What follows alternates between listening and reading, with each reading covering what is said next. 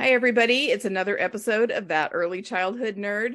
I'm Heather Burnt-Santy. We've got a brilliant group gathered today for this conversation.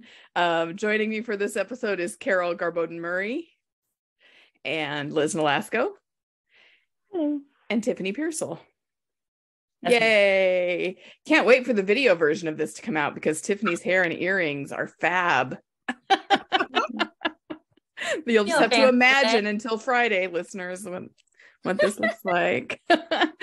So we're gonna talk today about developmentally appropriate practice and go probably in several directions with it. But we're going to start with a quote, of course, because that's what we do. So this quote comes from an article called "Is Play a Privilege or a Right, and What's Our Responsibility on the Role of Play for Equity in Early Childhood Education," written by Mariana Sauto Manning. I'm not sure how that is pronounced, but she wrote a great article, however you say it. So we're going to start with this, and she's quoting the NAEYC Code of Ethical Conduct. Above all, we shall not harm children. We shall not participate in practices that are emotionally damaging, physically harmful, disrespectful, degrading, dangerous, exploitative, or intimidating to children. This principle has precedence over all others in this code. And then she writes, "Here I posit that expecting children to learn passively and denying them the right to play inflicts harm. I urge our profession to claim the responsibility to defend play." So I want to start with you, Carol, because you're the one who first sort of planted the seed for this episode when I was asking if anyone had topics on their mind, and you said, just boldly advocating for developmentally appropriate practice was something you thought we should talk about. Yeah, I love that quote because it touches upon so many things I was thinking about. I was thinking about how we have to say no, and how we can have these conversations with each other, with parents, about our programs, the kind of environment we're building for children. And people will nod their heads and agree with us when we talk about play, and we talk about joy, and we talk about, childhood. But sometimes it's not until we say no to something that people really understand what we're building, because I think there are so many misconceptions about early childhood and so many deep-rooted values that overlap with our histories and our feelings about child rearing. I mean, so I have had to say no recently in my new job to things like coloring books, to things like screen time, to things like staying inside when it's raining outside. I want kids to go outside with rain suits. I've had to say no more than I'm used to having to say no. And I have encountered in that sort of advocacy, explaining why we're not going to do it this way. We're going to try to be more developmentally appropriate. We're going to try to be more honoring of childhood and respectful of the stages of development of the 2 or 3 or 4-year-old and their needs. That there is that tendency to for people to get defensive, for people to feel like you're shaming them, for people to feel hurt, to take it personally. And so this is what I've been thinking about. How do we really advocate for what children need and what we believe in and what we know about how they learn? How do we take a stand and still understand that the way people respond might not always be positive? And how do we do that without creating polarization and helping people kind of take shifts with us? I don't know. What do you guys think? Yeah.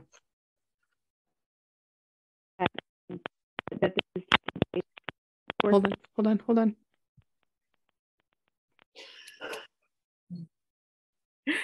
I think I'm struck by the fact that this is such an internal conversation, right? It's between early childhood practitioners.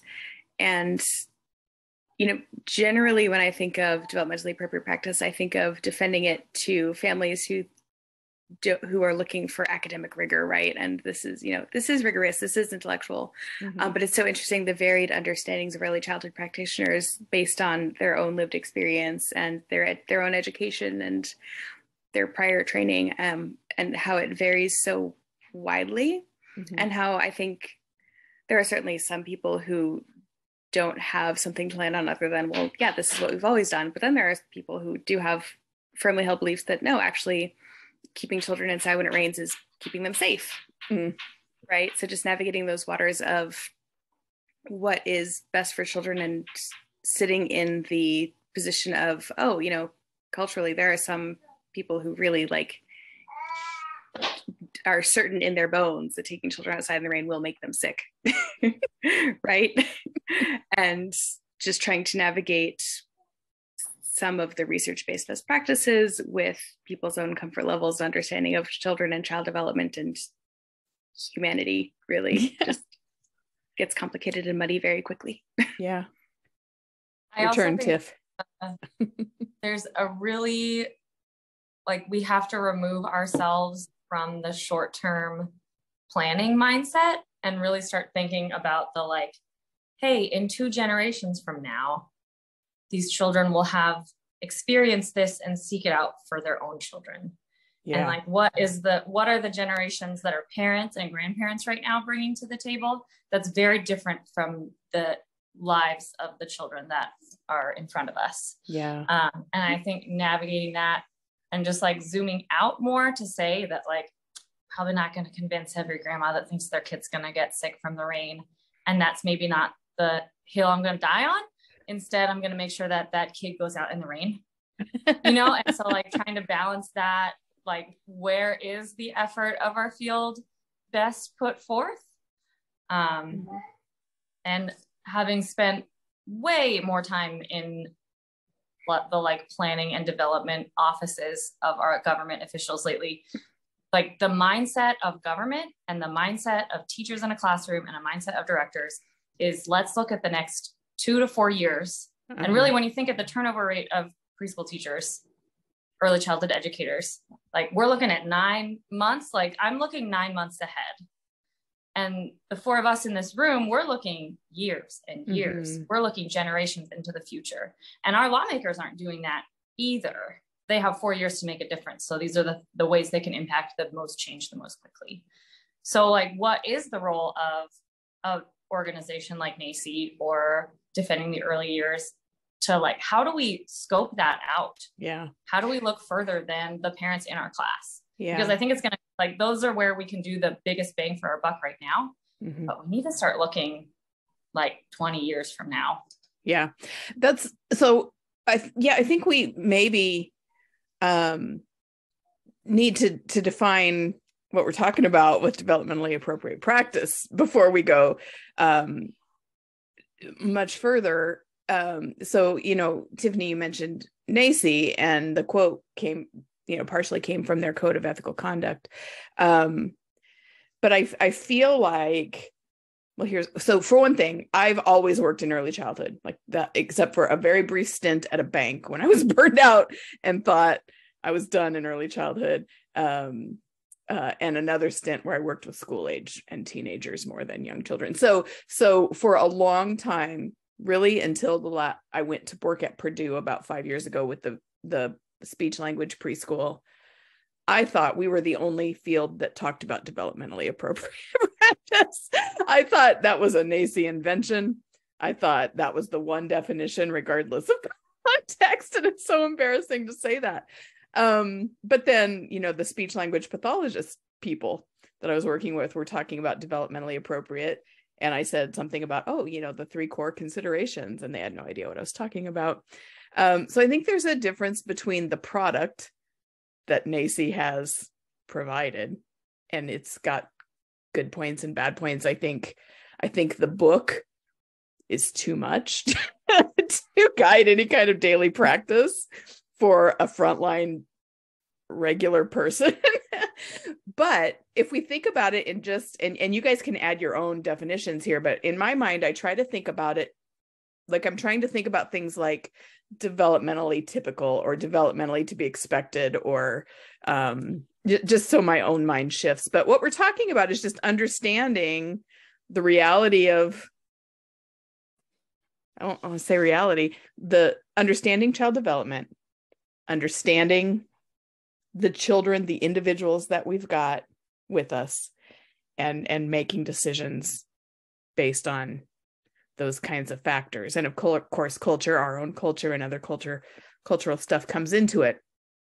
So, so when I talk about advocating for developmentally appropriate practices, I'm talking about making sure that what we do fits and that our priorities are appropriate for the children in front of us, and not the book or the stamp of approval kind of DAP that comes in to a lot of conversations. So I just wanted to say that. You guys can say whatever you want to say now about how you define it. I agree with you. And I think back, I mean, I'm thinking about like taking the long view, you know, and having that bigger feeling of responsibility about how we shape and influence the future. And then it makes me think back to the past. And I think about like when I first started, and I'm older than you all, but when I first started working in childcare in Florida, teachers were allowed to spank children, right? Yeah. So when in some southern states, yes, they still are. And I remember one of the first childcare Wisconsin, I think. I remember the women going like, "Oh, what do they expect us to do now? You know, we can't hit the kids." And I was like, "What?" Yeah. You know, so talk about doing no harm. Yeah. Wow. I mean, none of us can argue with that. Like we're not going to hit kids, right? But sometimes I feel so passionate about protecting not only childhood, but our profession and the view that the world has of us, that I get, I guess, impassioned. And I'm like, you know, I will say coloring sheets are not developmentally appropriate. So this could be a gray area, right? Because there's not a place like there used to be in the DAP guide when it came back out. And when I saw it in the 80s, when I was first working with kids, that had a list of do's and don'ts. Yeah. And that was like, oh, I love this. I love the do's and don'ts. I love someone telling me don't do that. It's very interpretive now. Yeah. So now I would say in my program, I'm not telling you that coloring books are bad. You can do them in your home, because teachers would come to me and say things like, well, you know, we've noticed it really relaxes the children, or we've noticed, you know, they had reasons, they had rationale. Yeah. And so I would say, okay, great. You know, I'm thinking about myself as a mom. Did I bribe my kids? Did I give them lollipops to get them in the car seat every now and then? Yes, I did. I'm not proud of that, but that's not my educational practice. Yeah. I'm not going to give kids in my school lollipops to get them to do what I want them to do. Yeah.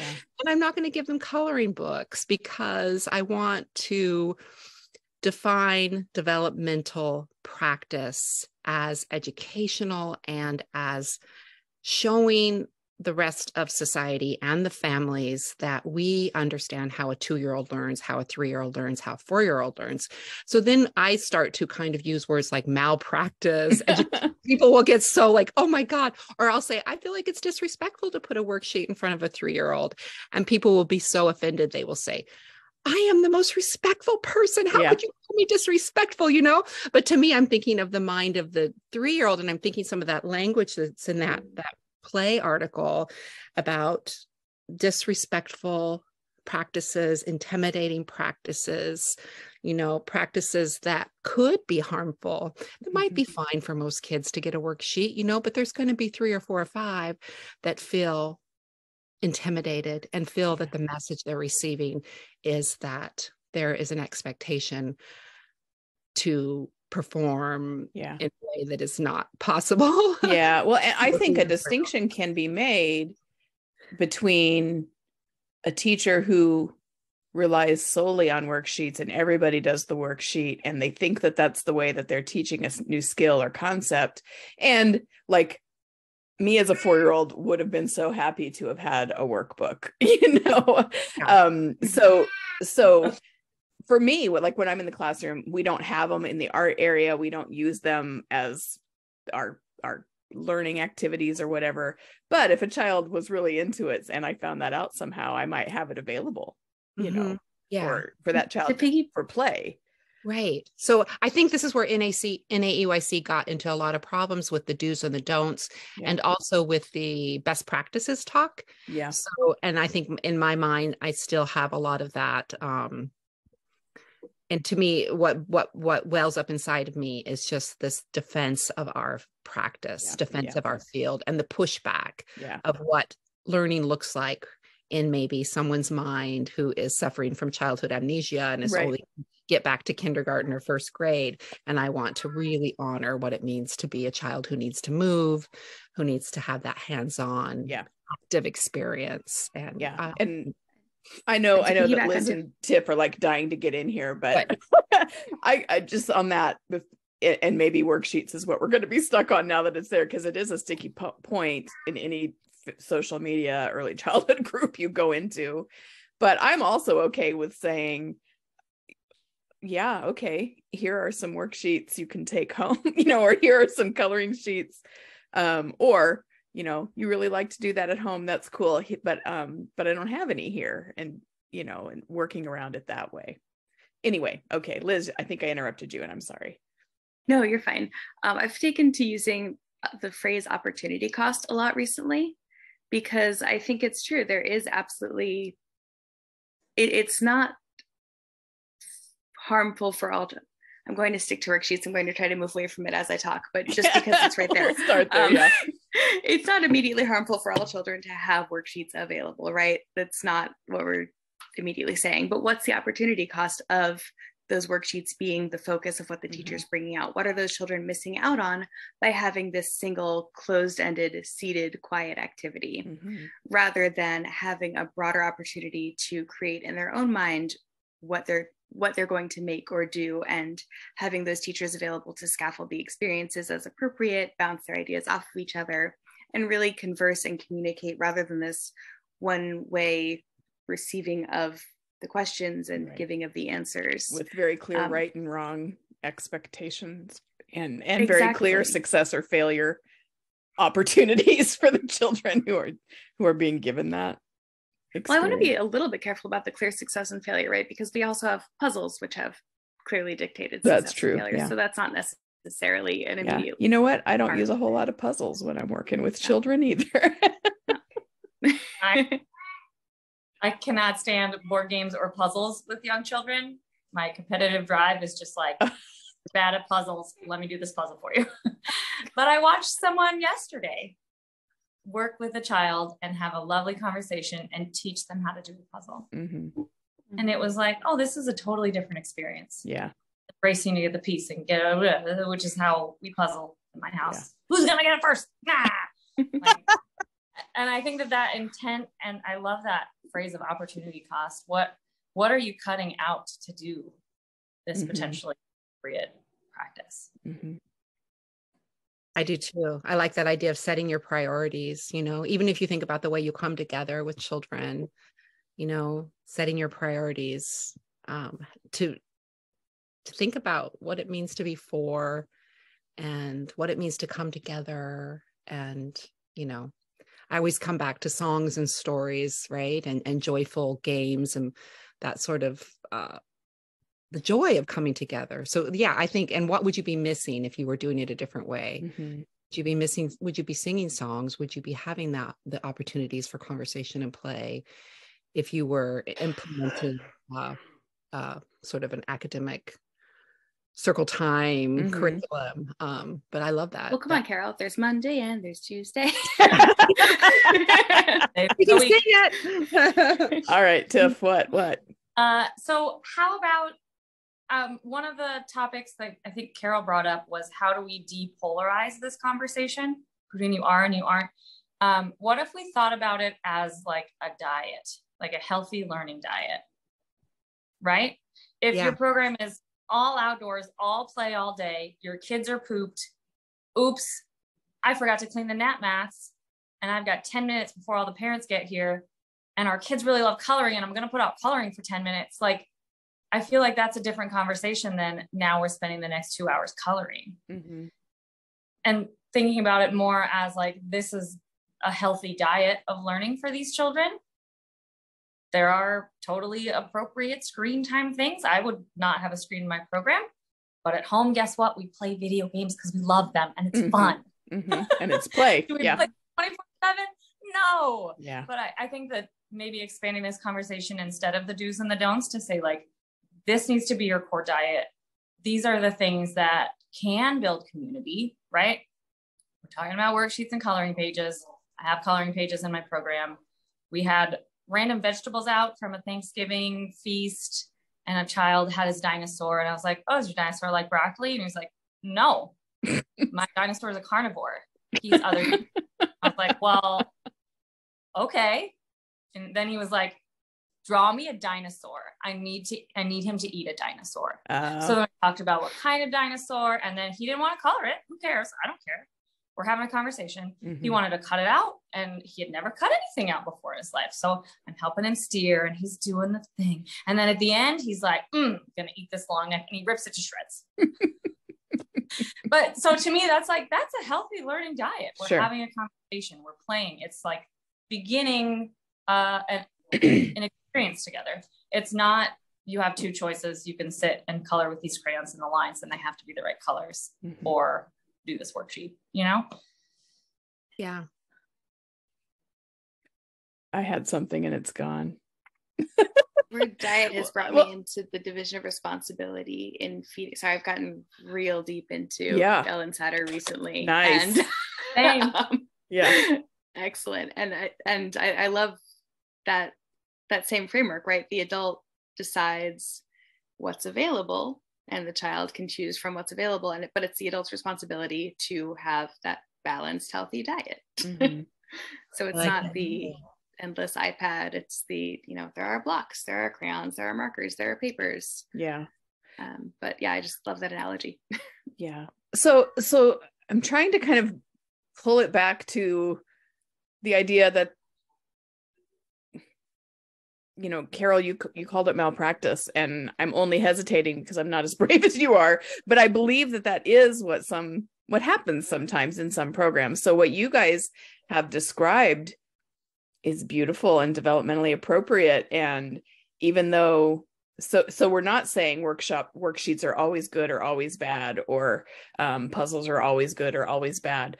But we are saying that we have a responsibility to understand both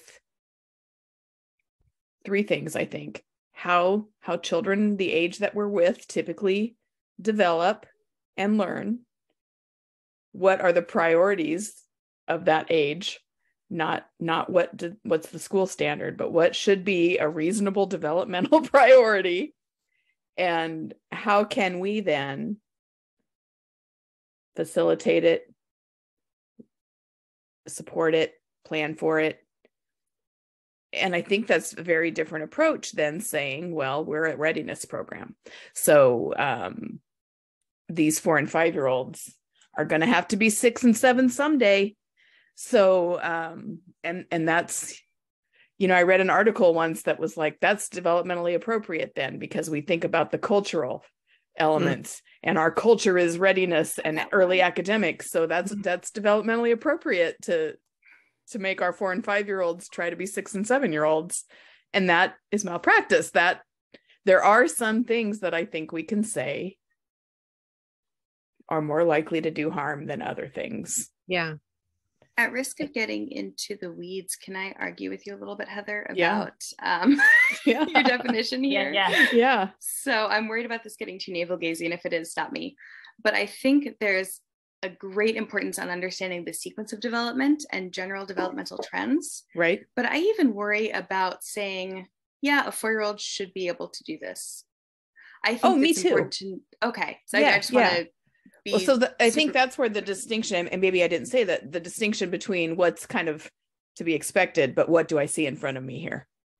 Yes, absolutely. Yeah. And I just worry about, I think especially when a teacher is, a career 4-year-old teacher, and we're getting all these articles about the COVID babies,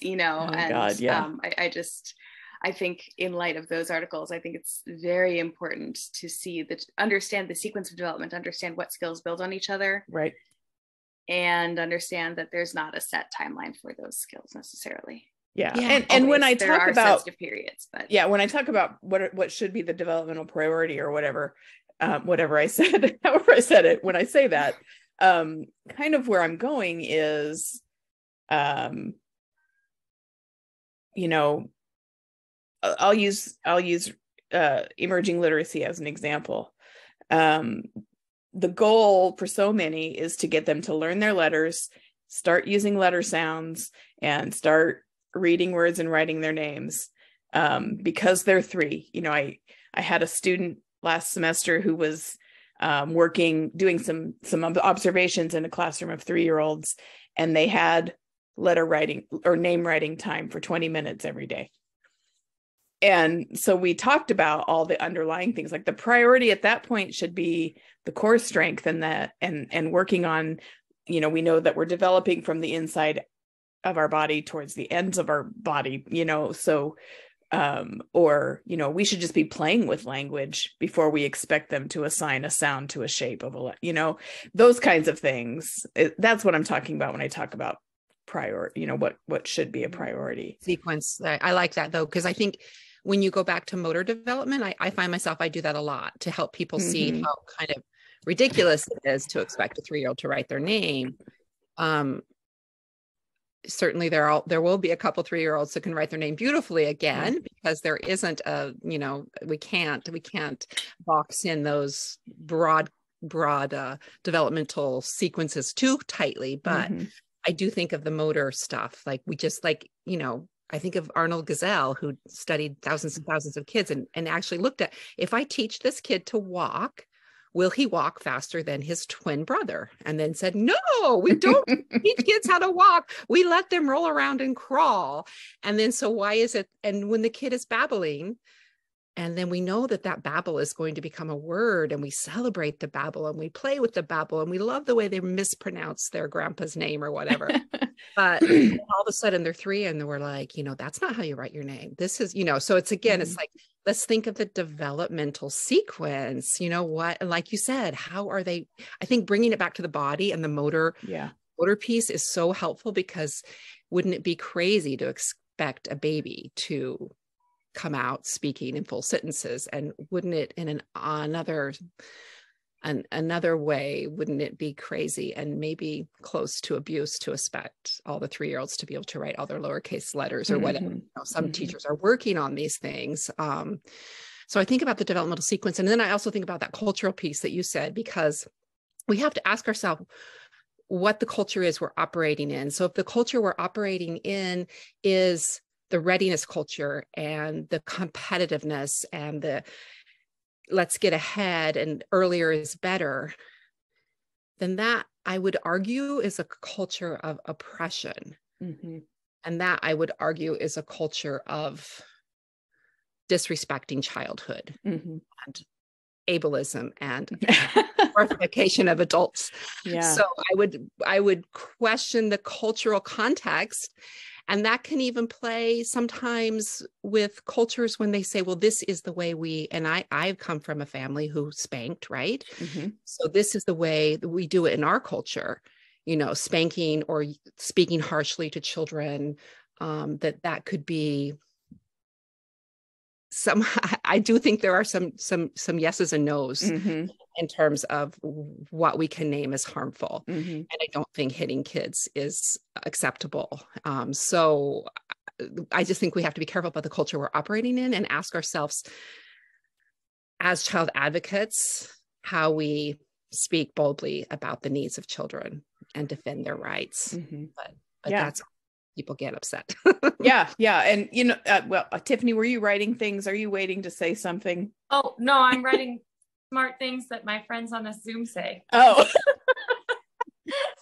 I know that I talk too much when you two are on, because you're not. I always talk too much. You guys get me so excited. No. I like, don't get me started. It takes me, I'm like a half step behind processing. At the end, I'm like, oh wait, I have 30 more things to say. So my I think I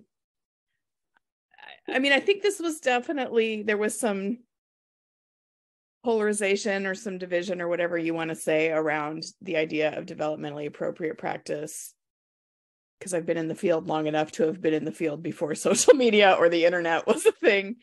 But it's really difficult in social media exchanges, or where it's just someone posts something and then there's all kinds of comments, or that's inappropriate, or this is, the fights in the comments. And what I'm hearing from everyone here is that there definitely are some things that are yeses or nos, but we have to have more information before we decide whether it's a yes or a no, if that makes sense. Then sometimes we let ourselves give to each other. Yeah. And the imagery, we have knee-jerk reactions. Like if we see a bunch of polar bears on the bulletin board and say, oh, they don't understand process art, but we can't really judge. Yeah. We can't really peer into another classroom and judge. So I think we do have to be careful about those snap judgments. Yeah. Are you judging me for my trees? No. Oh, no. We found them in the bottom of a donated box and had to hang them up. I love it. We put them down, and it's fun. Nice. Yeah. So can we talk about shaming? Because that word has been used a couple of times in this conversation too. Because my experience, I guess, or where my mind goes, is that if you dare to suggest that someone's idea or activity or approach is not in line with childhood, or what we know developmentally, or even what brain science, tells us now about the sensory importance and the movement importance involved in learning, that people feel like that, like you're intentionally shaming them. Can we talk about that? Clearly I can't, because I brought it up and I'm struggling now. I've thought about it a lot. I mean, it's come up for me in my work around language.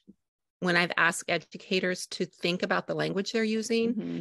It's so close to them, and they feel really intimidated when I come into the room now, because is Carol listening to everything I'm saying? Mm-hmm. And, this is the way I've always called every child sweetie and love and hi. And I try to help people reflect upon the language they're using. And some teachers are maybe quizzing kids all the time. Mm-hmm. Here comes Carol. Let's tell Carol about what we saw when we were walking. Quiz. And I'm like, when I come in the room, I don't want you to quiz. I want to have a conversation with you. Let's think about what it means that you want kids to fill in the blank, like how you do love children.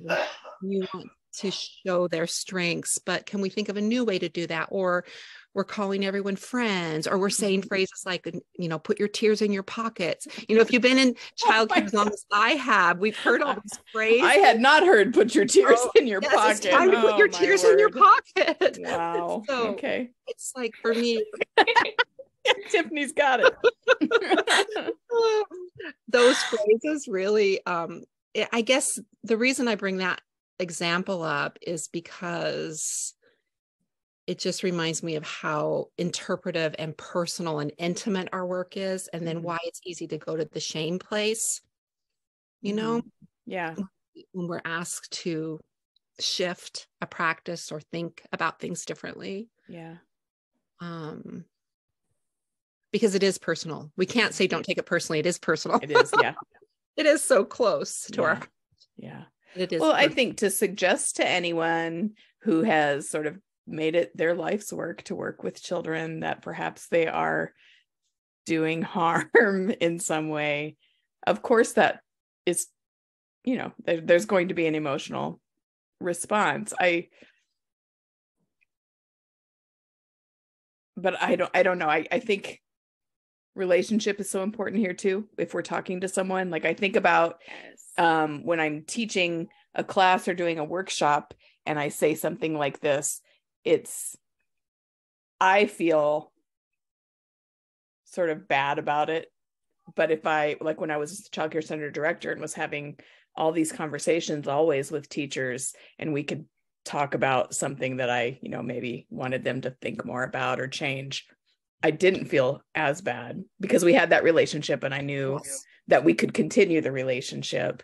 But when you're just strangers on social media or someone sitting in a workshop somewhere, it's harder to hear those kinds of things without feeling like, oh, she's shaming me. Yes. And like we keep coming back to that polarization.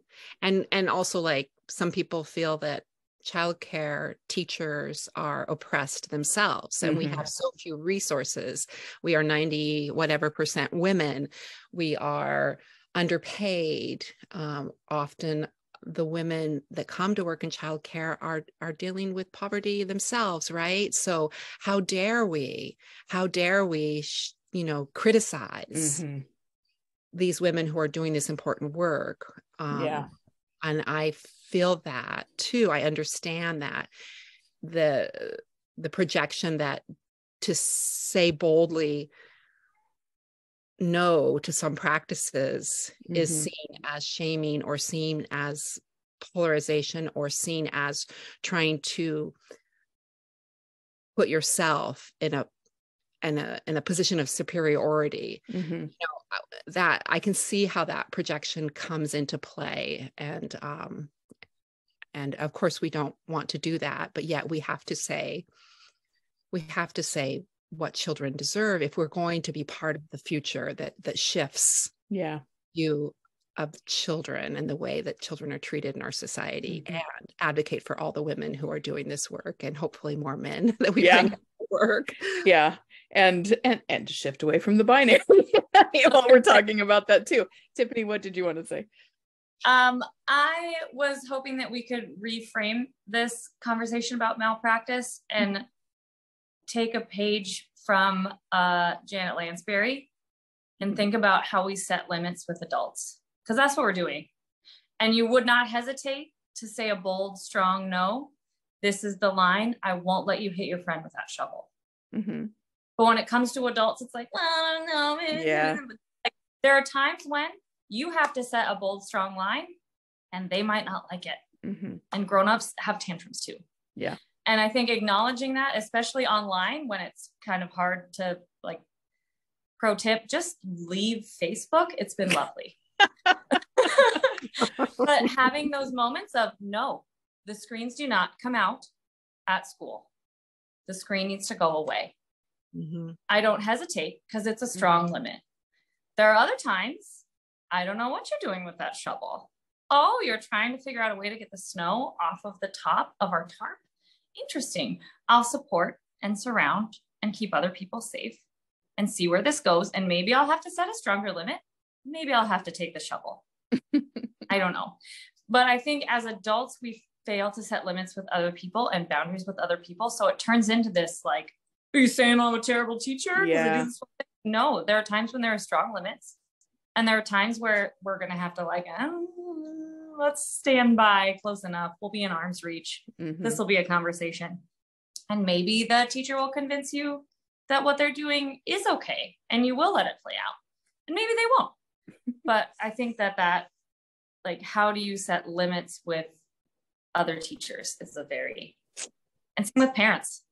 Yeah, I love that. I love that because also we are in the caring profession, right? And caregivers are not always seen as people who have strong limits and boundaries. And so if we think of ourselves as these advocates, these warriors, these defenders, we are going to come up against boundaries. And how are we better at giving those boundaries and not being perceived as uncaring? Care has boundaries. Good care, it has a lot of boundaries, right? That's it. And then the other thing is helping educators shift to that thinking mode, like we're doing right now. Like, I'm thinking about some of my practices and it says that to me all the time. The way I deliver because I'm an impassioned, what are you know, that can cause polarization, or that can cause teachers not to be thinkers. Oh God, Carol walked in the room again, now she's going to judge me again. It's like, but like Heather said, do I have a relationship with these people that we can all say, let's be thinkers together. Let's really meet in this place where we want to do what's best for children. where I'm open to that feedback as in regards to the way I give feedback and the way I advocate as well. So it is such an important place for dialogue. And I do think the shame comes up when you don't have that dialogue and you can't build that relationship. Yeah. Here's a point that I personally struggle with quite a bit. The ability, like we give children experiences and space to make mistakes. Where is that space for teachers? And the malpractice discussion comes into this a lot. Like, at what point do they have to try? I let every teacher that comes into my classroom who's a fresh teacher and wants to teach, maybe they've never been in this, I say, sure, set up a craft every day. They don't have to come to the table. And after about 2 weeks, teachers don't do it anymore because they're like, this is a waste of all of our time. Why are we doing that? You had to learn that for yourself. I can't force it on you, or you will always try to get me to try it. So just do it, have your moment, and learn from it. And with this bigger malpractice conversation, how do we give our teachers that same lived experience and that same space to make mistakes without it being at the cost of the children's care? That's a hard question. Yeah. A very hard question. And that's where my ego comes in too. Like, this is my program. I have to be able to defend everything that happens in this school. And if I walk into this classroom with a parent and you guys have the iPad and kids are watching, the Wiggles or something, I'm going to be like, okay, it's not bad. You can do that at home, but we don't do that at our school. And my own ego comes into it. Right. Yeah. So how do we let teachers make mistakes? Go, Liz, go. I'm just thinking about how paradoxical it is, right? Heather and Tiffany, I've heard the two of you discuss how important it would be to have an internship program for teachers rather than, or in addition to, the theory classes, right? And I'm just trying to think of how, just like Carol said, right, how we can let teachers make mistakes. Because I think at the core of it, as long as they have that strong director, that strong co-teacher, those strong additional people with them and with the children, there is room for mistakes. There's room for a degree of not doing it perfectly, because no one's going to do it perfectly. Right. I'm not going to do it perfectly, certainly. Carol, but I think there is, can't all be Carol. Hey guys. All right. Sorry, Liz, go ahead. But there is room for mistakes as long as we're set up to course correct. Like Tiffany was saying, right? Set those boundaries for, okay, this is how you can do your crafts. You can do them. They're optional. You're in charge of them. And letting the teachers find out for themselves without putting the children in harm's way, so to speak. I've learned a lot from watching the way people do crafts with kids too, and been able to say, like, oh man, you're such a good artist, and you brought out the ruler and you brought out the these tools, and can we talk more about what this craft would look like from a 3-year-old perspective? Oh, they love the tools, they love the sewing machine, they love learning how to knit, like there is a craft element that sometimes gets off track in our field with all the cutesy adults putting the googly eyes in the right places. But craft can be something that can, the merging of art and craft and the interweaving of that can be something where we see that it's not always black and white, open-ended art. Yeah. Part of me thinks that you'll never be able to ride that giving teachers experience to fail and being a director who has pride in your program. I don't think you can be that person at the same time. I agree. And I think that there's this cultural piece. Like, if you have a group of children and a group of educators together, and then in a school like mine where we have many, many classrooms, and there's just this cultural piece where I want to create a culture that is somewhat cohesive and somewhat has a signature pedagogy, but yet I want people to be themselves, and I want people to be thinkers and interpreters and initiators. So it's like, it's not about dogma. And that's where sometimes the do's and the don'ts are seen as dogmatic. Yeah. This is a long one.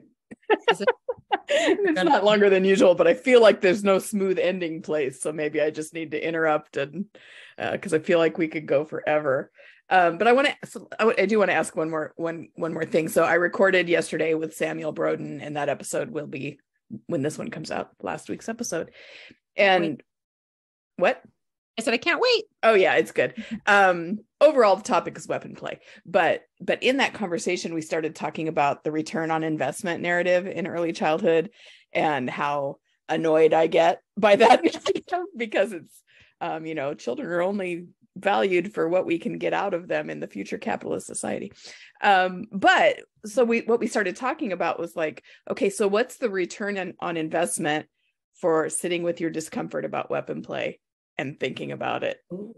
So let's make a pitch. What's the return on investment for a teacher, someone working with young children, to think about being a bold advocate for appropriate practices, or thinking about potential harm, or any piece that we've talked about? Do you have a pitch for a return on investment? I can pause while we all think. I'm thinking about, because again, I've been in the field and so long, and I've been in the role of supervisor director for quite a number of years now. I'm thinking about all the people I've interviewed who have said to me, I just came from this other program where I just knew what they were doing wasn't okay. Or I just knew that something in me didn't feel right. I didn't feel like I could be the educator I wanted to be, I just heard that story so many times, and I think that's great. I think it shows that we have an instinct, and we always have a desire to grow with children. Children give us so much to think about. They challenge us to be our best. So I think how can when you're in that spot of questioning the practice, I'm sure you're going to be in the same spot we are right now. Like, how do you advocate for the kids? Mm-hmm. How do you sit with that discomfort, but find a way to take one step that says, can we try it a new way? Or can we look into this? Is there another path? Because I think if everyone, we have power as the frontline educators who are with those children every day. We are the ones that know these kids. I don't think I answered your question, but yeah, still, it was good thoughts. So there's a little bit of return investment for yourself professionally, return on investment to spend that time and to become a better, a different, whatever teacher. How that one conversation or that one shift might change the whole team, or might change that parent's perspective of their own child. I mean, when you have that little impulse, like, oh, something's not right here, I want to figure out a better way, I want to do it differently, like just to follow that, see where it takes you. Okay, let's stare at Tiffany and Liz now.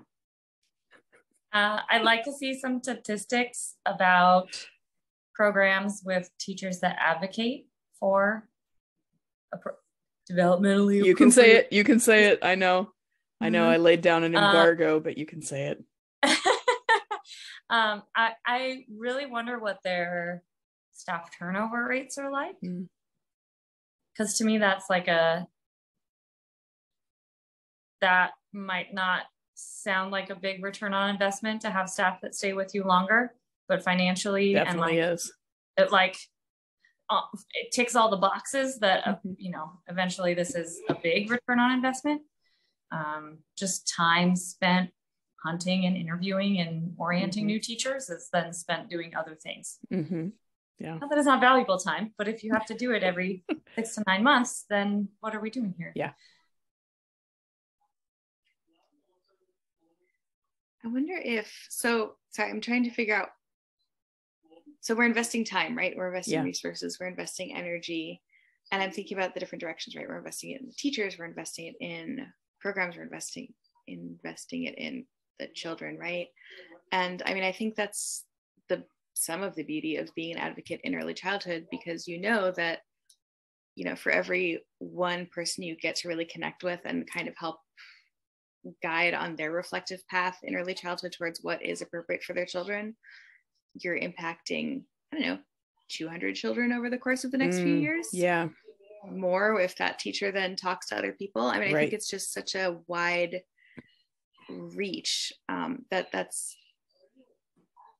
just and I think that's where I'm stuck on. It's impossible to measure, right? Because you have a good conversation with one person and they implement something in their classroom and their colleagues see it and go, oh, you can do it that way. And, yeah, exactly.